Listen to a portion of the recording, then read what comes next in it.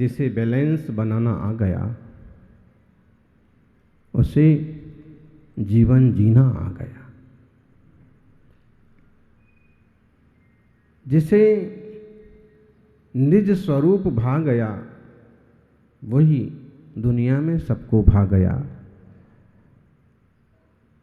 जो स्वतत्व को पा गया वही परमात्म स्वरूप को पा गया। बैलेंस जरूरी है। गाड़ी का बैलेंस बिगड़ता है तो गाड़ी खड्डे में जाती है, और जीवन का बैलेंस बिगड़ता है तो जीवन की दुर्दशा हो जाती है। जीव का बैलेंस बिगड़ता है तो रिश्ते बिगड़ जाते हैं, इशारों का बैलेंस बिगड़ता है तो अपने भी बदल जाते हैं। बैलेंस का मतलब है संयम, बैलेंस का मतलब है संयत। जो व्यक्ति संयमित है, बैलेंस वाला है, जिसे बैलेंस बनाना आ गया, समझो उसे सब कुछ करना आ गया।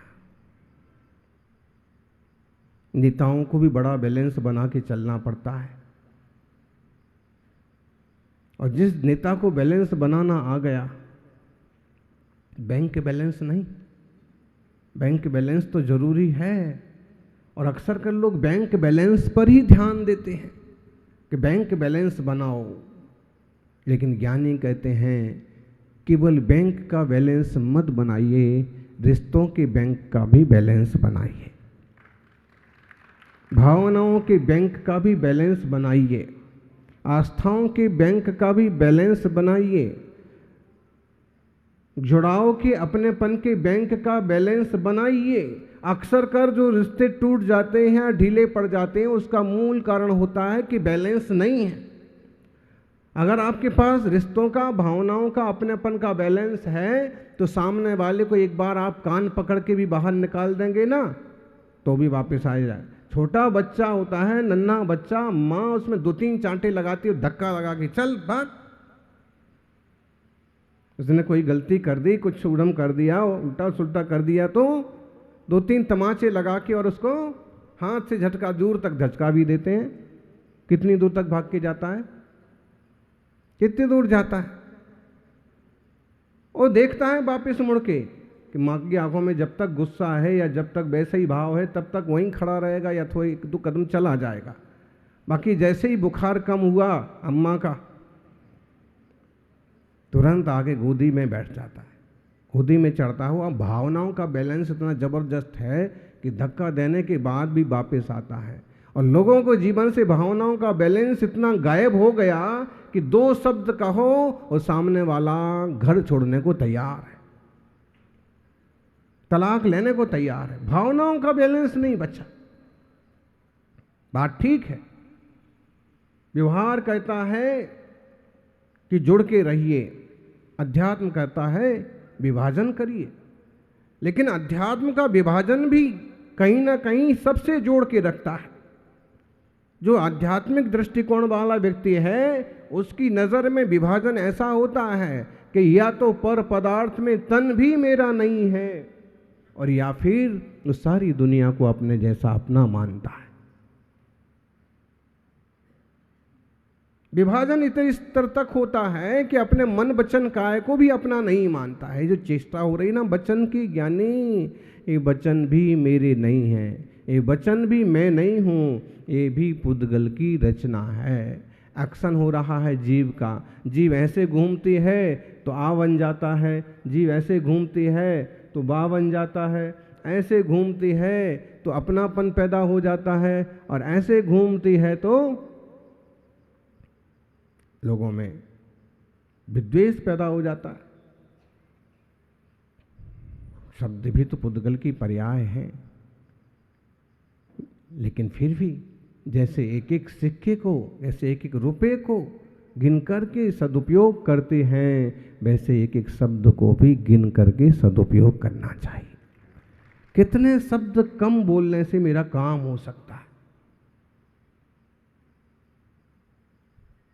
कितने कम शब्दों से काम हो सकता है।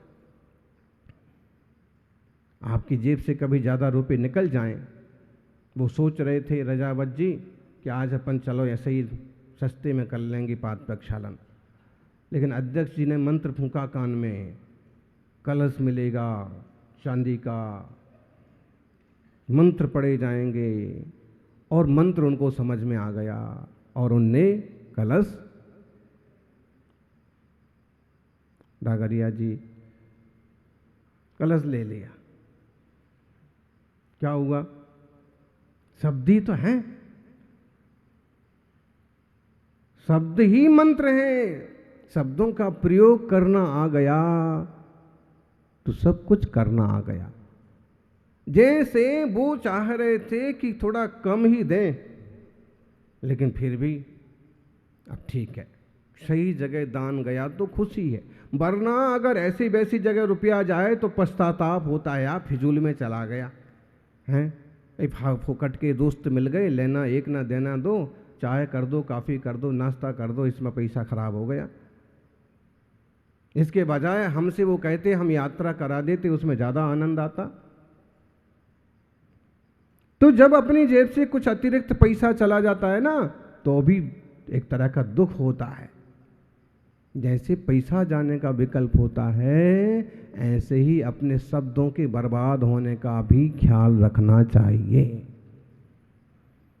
मोबाइल पर चालू हैं, बोले जा रहे हैं, बोले जा रहे हैं, बैलेंस चाहे उसका ख़त्म हो जाए। मोबाइल का बैलेंस ख़त्म होता है तो क्या होता है, बोलो? यानी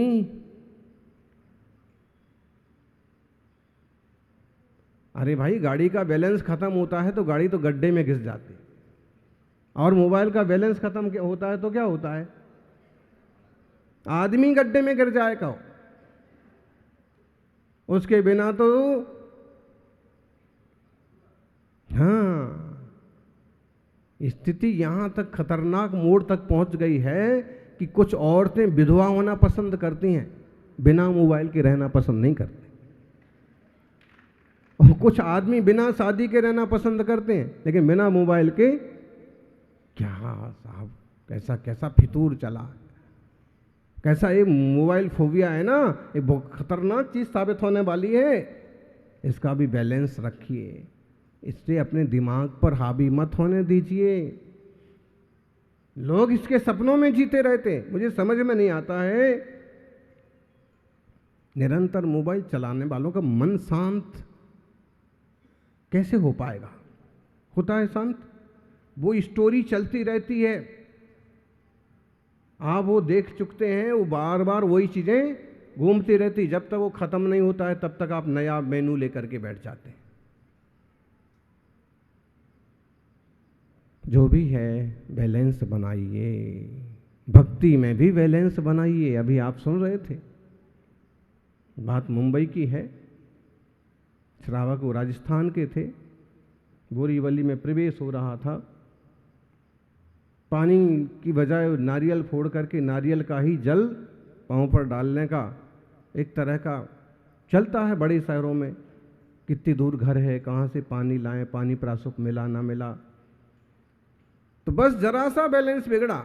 नारियल जहाँ फूटना था वहाँ फूटने की बजाय जल्दी जल्दी के चक्कर में अंगूठे पर फूटा और नारियल के 3 टुकड़े हो गए। तालियां, ये वो डबल तालियां, अंगूठे के 6 टुकड़े हो गए। जब वो पूरा सूजन आ गई, इतना मोटा हो गया पांव, हाथी पांव, तो श्रावक आए, वो एक्सरे वाले को लेके, उसने उसमें देखा, बोले छोटे छोटे 7 फ्रैक्चर है, छोटे छोटे होता है हड्डी में, जैसे इधर उधर से उधड़ गया होगा थोड़ा। पूरे 4 महीने तक हो रहा। बिहार के टाइम तक तो सब ठीक हो ही जाता है। अब जरा सा बैलेंस बिगड़ा, जरा सा बैलेंस बिगड़ा, ठोना गिर पड़ा, जरा सा बैलेंस बिगड़ा, मूर्ति गिर पड़ी। तो मूर्ति की पूजा करने गए थे कि गिराने गए थे? हैं, कई लोग जो है ना भगवान से भी ज्यादा ताकत वाले होते, भगवान को भी धूल चटा देते, गिरा देते, लेकिन आसाधना का दोष लगेगा। मुनिराज को भी धक्का। भक्ति में भी विवेक हो, बैलेंस बनाए रखिए, वरना पुण्य की बजाय पाद प्रक्षालन। जो पाद प्रक्षालन खड़े थे बेचारे, आधे घंटे से इंतजार कर रहे थे, वो तो देखते रह जाते हैं, और जो घुसपैठिए होते हैं वो घुस करके और फटफटा कर करके इधर से कूदेंगे, उधर से कूदेंगे, महाराज के ऊपर से कूदेंगे, और पाद प्रक्षालन का पूरा पूरा पता है। यही अगर हम मंडप में करने जाएंगे तो अध्यक्ष महोदय वसूल किए बिना नहीं रहेंगे। मुफ्त माल दिले वीराम, लेकिन उसमें आसादरा कितनी हो गई। और सामने वाला जो खड़ा है ना आधे घंटे से, वो भी मन मन में कितनी गालियां देता है।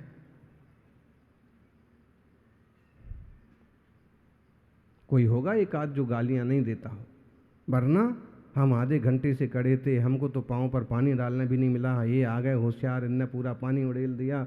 और मन मन में कितना भुनभुनाता है। इस आश्रमबंध के जिम्मेदार कौन है?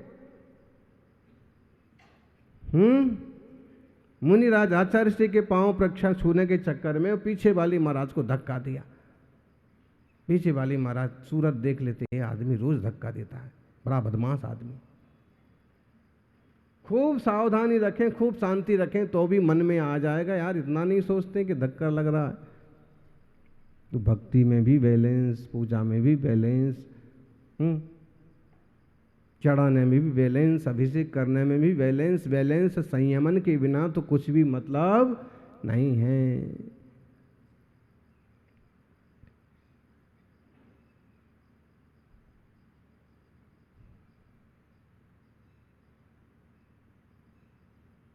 बहुत छोटी सी कहानी अभी सुनी आपने, हैं? खूब ऊंचे खंबे पर, खूब ऊंचे पेड़ पर मोर बैठा है, एकदम सिंगल डाली पर मोर बैठा है। और शिष्य ने कहा गुरु को कि देखो कितना बड़ा सुंदर मोर, कितनी छोटी सी जगह पर बैठा। गुरु ने क्या कहा? बेटा, जिसको बैलेंस बनाना आ गया वो कहीं भी बैठ सकता है। बैलेंस बनाना आ गया, वो चौराहे पर भी साधना कर लेगा। गुरुवर सन्मति सागर जी, लखनऊ से बिहार हुआ, एक जगह ऐसा मौका पड़ा कि साधुओं के सर छुपाने की जगह ही नहीं थी, बिल्कुल ही नहीं थी। तो क्या हुआ, एक चर्या, क्यों त्रिलोक जी, कौन सी जगह थी? तो चर्या करके आ गए, और फिर एक दीवार थी मोटी पत्थरों की, ये वो अपनी जमीन वगैरह कवर करने के लिए बना लेते ना, तो वो वहाँ कुछ बड़ी ही थी, थोड़ी चौड़ी थी, उल्टे सुल्टे पत्थर रखे थे। आचार्य महाराज उसी के ऊपर बैठ गए, बैठ के वो खड़े हो गए, और पूरी 1 घंटे सवा घंटे की सामायिक उस पर की। इधर सड़क पर पूरी गाड़ियाँ निकल रही, उधर खेत में किसान अपना काम कर रहा। महाराज लोगों ने भी पास में थोड़ी रेत पड़ी थी, धूल पड़ी थी, उसमें जाके वहाँ भी खुशी खुशी सामायिक कोई बैलेंस बनाना आ गया। तो सामायिक में भी गाड़ियाँ निकल रही हैं, लाड़ियाँ निकल रही हैं, फिर भी आचार्य शांति सागर जी महाराज का प्रसंग आता है। चौराहे पर खड़े हो गए, पुलिस वाले ने कहा, वो जा रहे थे, पुलिस वाले ने कहा आप आगे नहीं जा सकते दिगंबर मुनि। पीछे मिलने लगे, आप पीछे भी नहीं जा सकते। दाएं तरफ देखे, उसने कहा आप दाएं भी नहीं जा सकते, आप बाएं भी नहीं जा सकते। वो वहीं खड़े हो गए, वहीं सामायिक में बैठ गए। और जब तक ऊपर के अधिकारियों तक बात पहुंची, और उसमें कोई समझदार सा अधिकारी था, उसने कहा कि कौन है वो, हैं? तो इस टाइप के, इस टाइप के, इस टाइप के हैं। तो शायद उसने सुन रखा था। उसने कहा उनको जहां जाना है वहां जाने दो, तुम पछड़े में मत पड़ो, नहीं तो चौराहे पर ही बैठे रहेंगे और तुम्हें ट्रैफिक संभालना भी मुश्किल हो जाएगा। महाराज जी से किसी ने पूछा कि चौराहे पर आपका ध्यान कैसे लग गया? उनने कहा जिनने मन को साध लिया उनने सब कुछ साध लिया। ठीक है, सौभाग्यशाली हो। गुरुजनों के चरित्र भी शिक्षा देते हैं, उनके ग्रंथ भी शिक्षा देते हैं। आचार्य श्री पूज्यपाद स्वामी कहते हैं, स्पष्ट रेखा बना लो विभाजन की, विभाजन हो, विभीषिका ना हो। निर्णय तो हो, मैं सो मैं, पर सो पर, मेरा सो मेरा, तेरा सो तेरा, लेकिन आसक्ति और क्लेश ना हो। कभी कभी गुस्से में भी लोग बोल देते हैं, तुम तुम्हारा जानो, हमको कोई लेना देना नहीं। होता है कि नहीं होता है?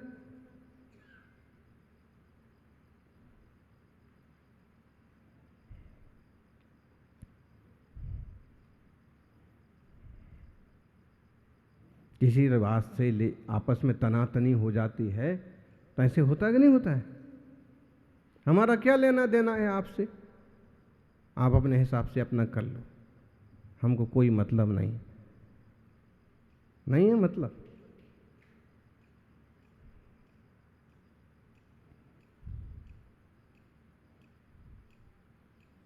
आँखों को पढ़ने का हुनर आना चाहिए कि जनाब, हर कोई अपने गमों को लफ्ज़ों में बयां नहीं कर पाता है। जो ऐसे कह रहा है उसको ज़्यादा मतलब है। पिताजी नाराज़ हो गए, हमको क्या मतलब है तुमसे, जाओ जो करना सो करो। श्रीमती नाराज़ हो गई किसी बात को लेके, और आप पूछते हो कि ऐसा करें कि वैसा करें। नहीं नहीं, आप तो मन के राजा हो, हमारा आपका क्या रिश्ता है, आप अपने हिसाब से कर लो जैसा जाने। इसका मतलब समझते हो?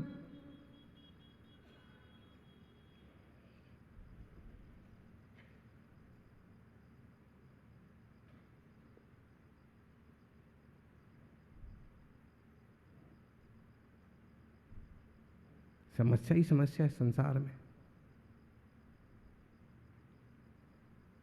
सब्जी कैसी बनी, आप क्या कहोगे? बोलो जी, वैद्य जी। श्रीमती जी ने पूछा सब्जी कैसी बनी, आप क्या कहोगे? कुछ नहीं कहोगे? कुछ नहीं कहोगे तो मालूम है कि परिणाम क्या होगा?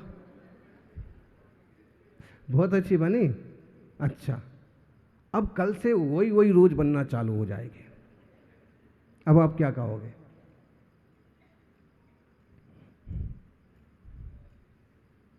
कई चीजें समझना पड़ती हैं।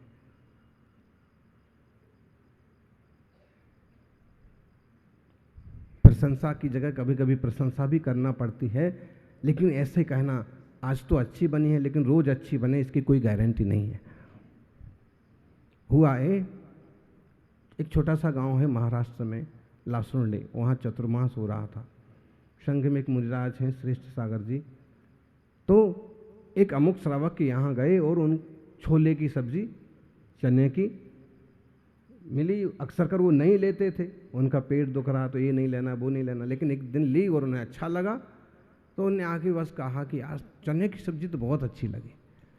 अब जब भी जाएं और कभी उनके यहाँ पड़ गए तो चने की सब्जी जरूर मिले। रोज रोज रोज रोज चने की सब्जी से परेशान होके एक दिन आए और फिर झुझला करके बोले, मैं कोई घोड़ा हूं क्या?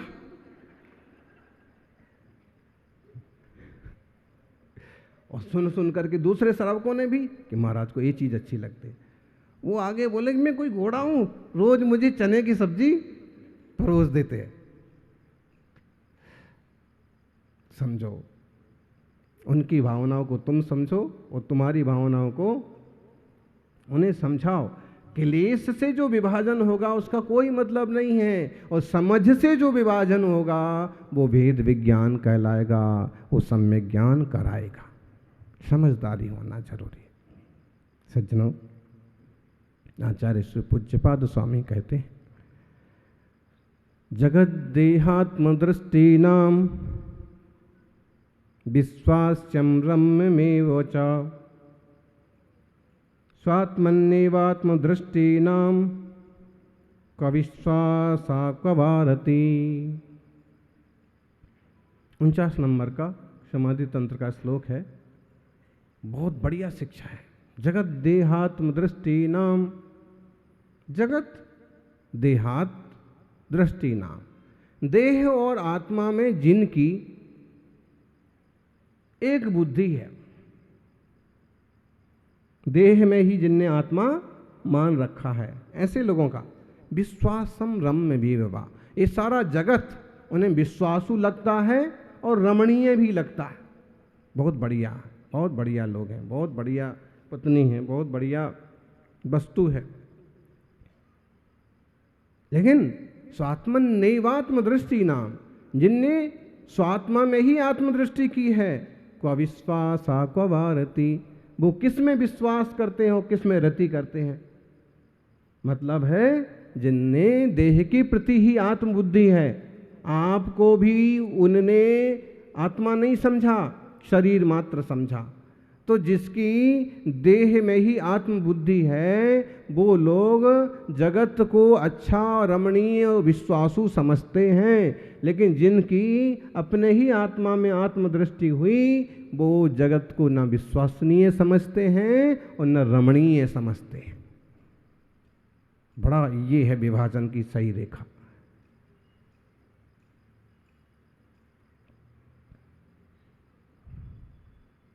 राजस्थान में उदयपुर के पास है एक गांव जगत।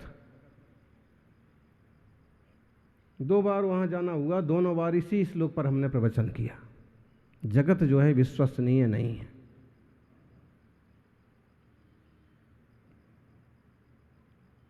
इधर ही किशनगढ़ की बात है, शायद वहाँ के कुछ परिवार दर्शन को आए, तब भी हमने यही सुना दिया उनको, जगत जो है वो विश्वसनीय नहीं है। एक अम्मा तो बिल्कुल पीछे बढ़ गई, आप महाराज हमको ऐसा कैसे कहते हो, हमसे क्या गलती हो गई, हम तो क्या अविश्वास का काम किया। उनको फिर खूब समझाया कि पूज्यपाद स्वामी का श्लोक है और इसमें ऐसे कहा है कि जिसमें देह और आत्मा की एक बुद्धि है, वो जगत को विश्वसनीय मानता है।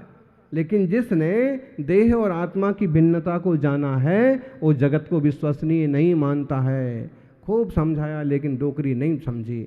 और अंत में हमने भी कहा कि नहीं आप विश्वसनीय हैं, हाँ जगत वाले विश्वसनीय हैं। तब जाके पिंड छूड़ा।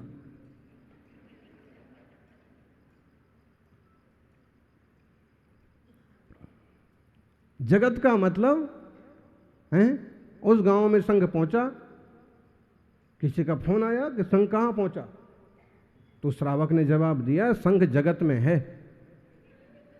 तो सामने वालों क्यों मजाक करते हो, जगत में तो हम भी हैं, तुम भी हो, सब हो, तुम तो ये बताओ संघ कहाँ पहुंचा।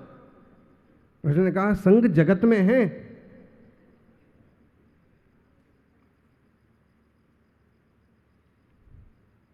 भाई जगत में तो सभी हैं, लेकिन कभी कभी ऐसा भी होता है कि जब गांव का ही नाम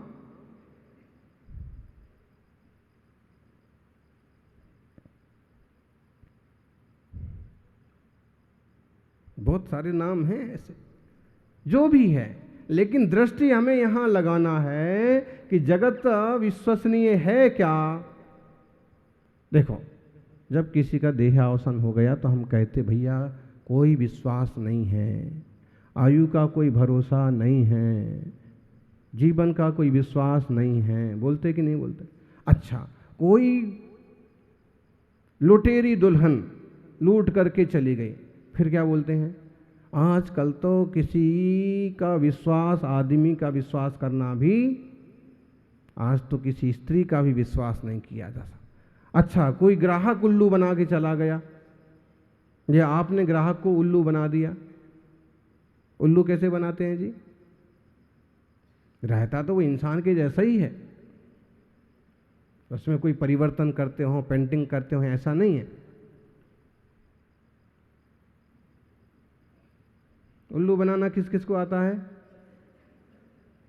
और अपना उल्लू सीधा करना किस किस को आता है।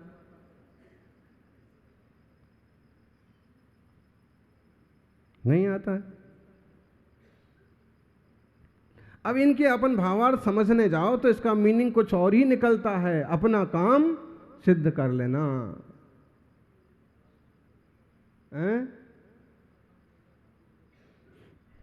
होते हैं ऐसे लोग, अपना काम बनता भाड़ में जाए जनता। तो संसार ऐसे ही चलता है भाई, देखो। लेकिन विश्वसनीय नहीं है। एक बेटे ने कहा अपने नेता बाप से, पिताजी मुझे भी राजनीति में जाना है, अब मेरी भी पढ़ाई पूरी हो गई। पिता ने कहा बेटा सर्विस करो, कोई जॉब कर लो। नहीं नहीं, मुझे भी राजनीति में जाना है, आप तो मुझे सिखाओ राजनीति में क्या होता है, कैसे करना पड़ता है। सीढ़ी रखी थी, उन्होंने सीढ़ी लगा दी, इससे चढ़ जाओ छत पर। छत पर चढ़ गए, सीढ़ी हटा ली। सीढ़ी, उसने कहा कि क्या करते हो पापा आप, सीढ़ी हटा लिया, अब मैं नीचे कैसे उतरूंगा। उन्होंने कहा कि कूद जा। अरे 15 फुट ऊपर से कैसे कूद जाएंगे, हाथ पांव नहीं टूट जाएंगे। उन्होंने कहा कूद जा। नहीं मुझे बहुत डर लग रहा। अरे मैं खड़ा हूं ना, कूद जा। थोड़े और पास में आगे खड़े हो गए, अब कूद जा। और हिम्मत बांध करके उसने एक छलांग लगाई और वो कूदा। जैसे ही वो कूदा तो पिताजी एक तरफ हट गए, कोनियां छिल गईं, घुटने फूट गए, रोने लगा। पिताजी आपको ऐसा ही करना था, आपने धोखा दिया, मुझे गिरा दिया। खड़े रहे थे तो भी मैं इतने जोर से नहीं गिरता, लेकिन आपने, उसने कहा कि बेटा मैं धोखा नहीं दिया, तुमको राजनीति का पहला पाठ सिखाया। राजनीति में बोले अपने बाप का भी भरोसा नहीं किया जाता। देख लो आप। लेकिन ऐसी अनास्था वाली चीज, इसका मतलब भी क्या है? ऐसे अभी तो जैसे ये बात हुई, ऐसे ही मुनिराज कहते हैं कि संसार का विश्वास नहीं किया जा सकता। और फिर इस युग में जहां लोग पद और पैसा को देख करके क्षण भर में रंग बदलते हैं, धन के लिए लोग क्या क्या नहीं करते हैं। सड़कें खा जाते हैं, पुल गिर जाए, पुल टूट जाए, बताइए कितने लोगों का नुकसान हुआ। शिवाजी की मूर्ति गिर गई, बड़ी सारी प्रतिमा महाराष्ट्र में बवाल हो गया। पिछले ही साल बनी, इस साल गिर गई। धन के लिए लोग क्या क्या नहीं सच्चा झूठा करते हैं। कई लोग तो देश से भी गद्दारी करते हैं। रुपया मिल रहा है तो खुफिया जानकारी बाहर भेज देते हैं, अपनों के साथ धोखा कर देते हैं। यानी ऐसी सब चीजों को देख करके तो हम ये कह ही सकते हैं कि संसार विश्वास करने लायक नहीं है।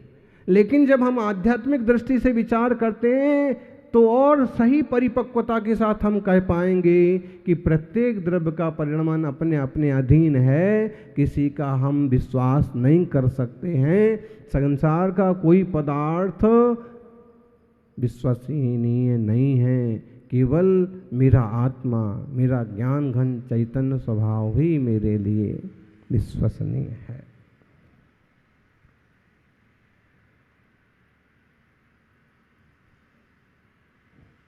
जानियो,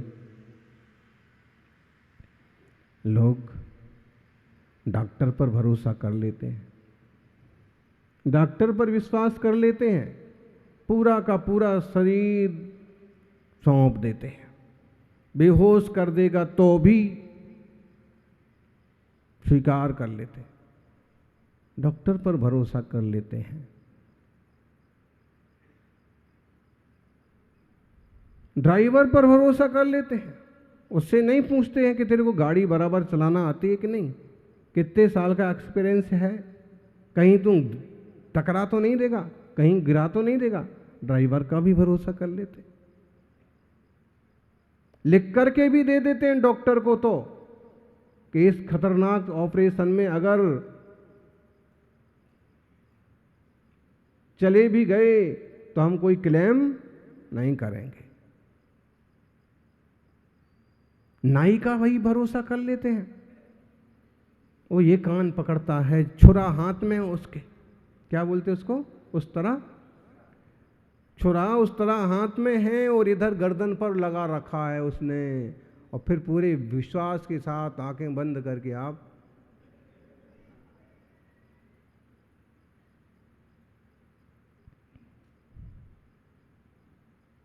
ड्राई क्लीनर पर भी भरोसा कर लेते हैं, उसको आप दे देते पूरे बढ़िया महंगे वाले कपड़े। इतना खतरनाक खतरनाक, बताइए, आप भरोसा कर लेते हैं, लेकिन जिस पर भरोसा करना चाहिए उस पर भरोसा कितना कर पाते हैं।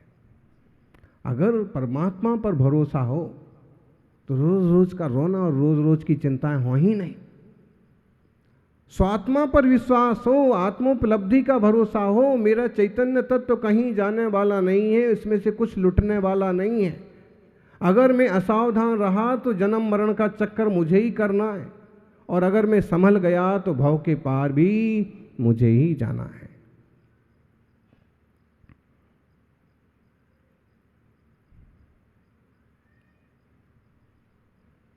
अपनी आत्मा की श्रद्धा क्यों नहीं करते? गजब की बात है, दुनिया के 33 करोड़ देवताओं की श्रद्धा लोग कर लेते हैं, लेकिन अपने भीतर बैठे हुए केवल एक देवता की श्रद्धा नहीं कर पाते। भाई, दुनिया के बाहर के देवताओं की श्रद्धा भले आप करो, लेकिन मेरे भीतर बैठा भी यह भगवान आत्मा, चेतन आत्मा, यह मैं हूँ, इसकी भी श्रद्धा करो। और इसकी श्रद्धा होगी तो व्यसन तो आपो आप छूट जाएंगे, हिंसा, झूठ, चोरी, पाप आपो आप छूट जाएंगे। जीवन में सात्विकता, निरपराधता, आत्मीयता आपो आप आ जाएगी।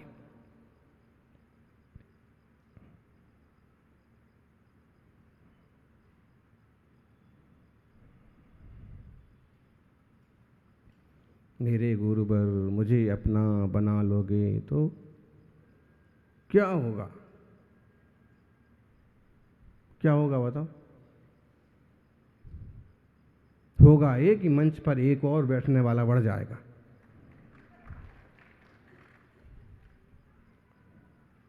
साधना के क्षेत्र में एक जीव और उपलब्धि हासिल कर लेगा, लेकिन पूरी गारंटी से कहो,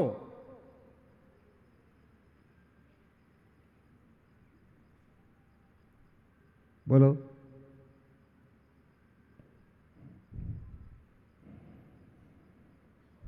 भाई बनाने के लिए तैयार हैं। और एक बात, मेरे गुरुवर मुझे अपना बना लोगे तो क्या होगा? बल्कि वो तो अपना बनाए ना बनाए, तुम्हें तुम्हारा जरूर बना देंगे। क्योंकि दुनिया में ऐसे बहुत लोग मिलेंगे जो तुम्हें अपना तो बना लेंगे, लेकिन तुम स्वयं क्या हो वो उपलब्धि का रास्ता नहीं बताएंगे। बहुत सारे नेता होंगे, बहुत सारे संत महंत होंगे जो कई चेले बना लेंगे, लेकिन आत्मशुद्धि का उपाय, पूरी तरह से मंत्री बनने का उपाय नहीं बताएंगे। लेकिन जिनवाणी है, मोक्ष मार्ग है, दिगंबर मुनिराज हैं कि वो अपने जैसा बनने का मार्ग भी बताते हैं। प्रभु होने का मार्ग प्रभु महावीर ने बताया है। सौभाग्यशालियों,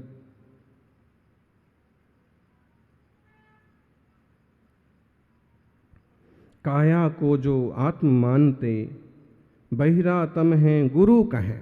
बहुत सरल शब्द हैं। काया को जो आत्म मानते, बस इसको पकड़ के रोते रहते हैं कि ये हो गया, वो हो गया। अरे समय समय से सब कुछ होता ही है, उसका आप क्या करेंगे?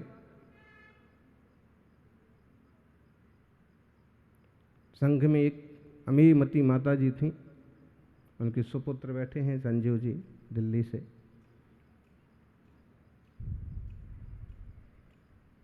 किसी को अपने शरीर की फिक्र होती है, किसी को सामान की फिक्र होती है, लेकिन उनका कुछ और अलग तरह की फिक्र थी। उनकी समाधि चल रही थी। अब समाधि तो चल रही थी, लेकिन उपास भी अच्छे करती थी। अब 3-4 उपास हो गए, लेकिन फिर भी समाधि नहीं हो रही। तो हमने कहा मामला क्या है? बात क्या है।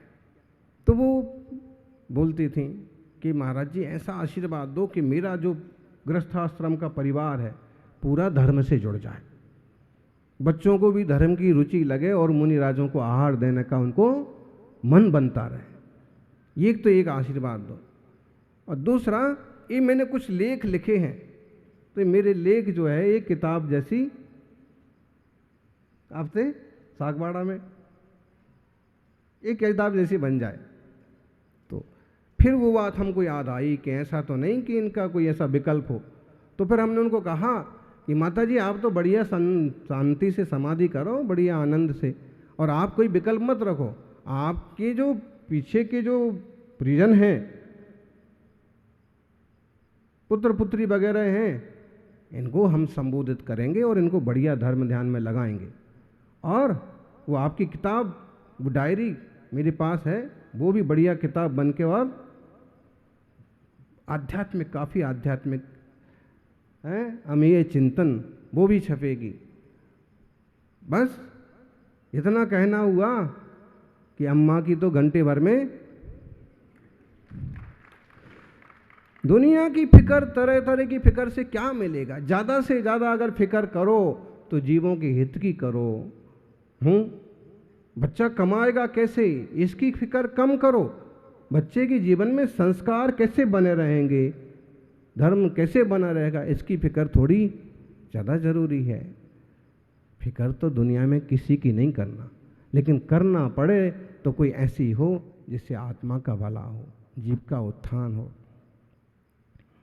तो काया को जो आत्म मानते बहिरातम है गुरु कहे, पुत्र मित्र अरु नारी आदिक सब में यह विश्वास गहें, निज आत्म में आत्मदृष्टि रख पर पदार्थ को भिन्न कहें, अतः पुत्र में मित्रादिक में नहीं भरोसा राग गहें।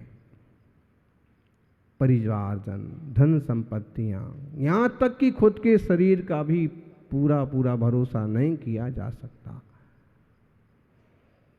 फिर क्या करें। फिर जो कुछ माहौल मिला है इसका सदुपयोग करो, सदुपयोग करो।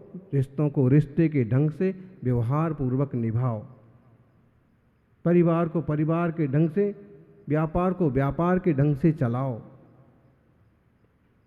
लेकिन सब कुछ करते हुए भी अपने आप को निहारना सीख लो।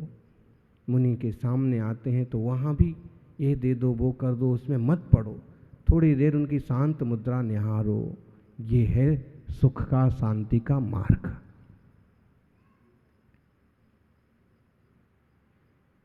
जिन्हें भगवान के चरणों में आते हैं तो उनको निहारो, को देखो।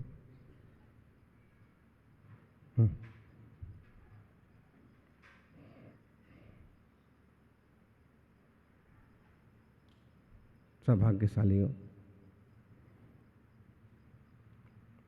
प्रवचन का सारांश बहुत थोड़ा सा है।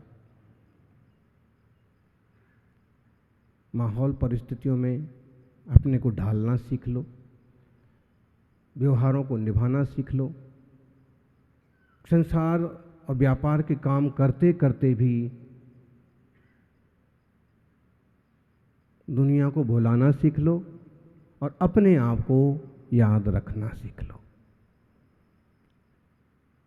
इस देह से भिन्न देह में रहने वाला मैं एक चैतन्य तत्व हूँ। ये आत्मा ही परमात्मा बनता है और यह रत्नत्रय का मार्ग है। देवशास्त्र गुरु की सेवा भक्ति का मार्ग आत्मकल्याण का मार्ग है। इस साधन का, गृहस्थी आदि साधन का सदुपयोग करते हुए आपका जीवन भी मंगलमय बने। जय बोलिए अनंतानंत सिद्ध परमेश्वरी भगवान की।